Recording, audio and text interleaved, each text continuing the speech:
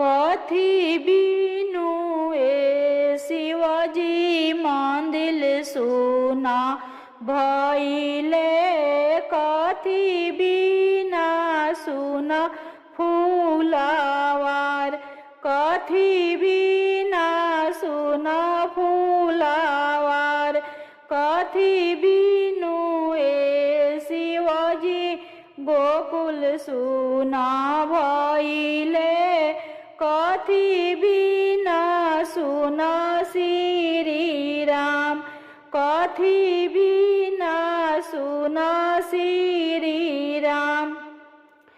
गौरा बिनु ए शिवजी मंदिर सुना भइले, मालिन बिना सुना फूलवार, मालिन बिना सुना फूलवार, कृष्ण बिनु ए शिवजी गोकुल सुना भइले, सीता बिना सुना श्री राम, सीता बिना सुना श्री राम। हाथवा के लिए लौ कुश तीरावा धनुषावा, चली भइले मुनि जी के पास, चली भइले मुनि जी के पास।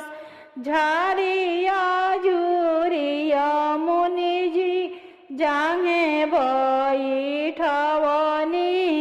पूछे निजे प्रेमावा से बात, पूछे निजे प्रेमावा से बात।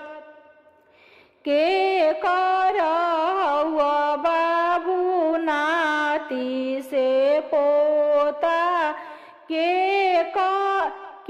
हुए चाचा जी तोहार, के हुए चाचा जी तोहार।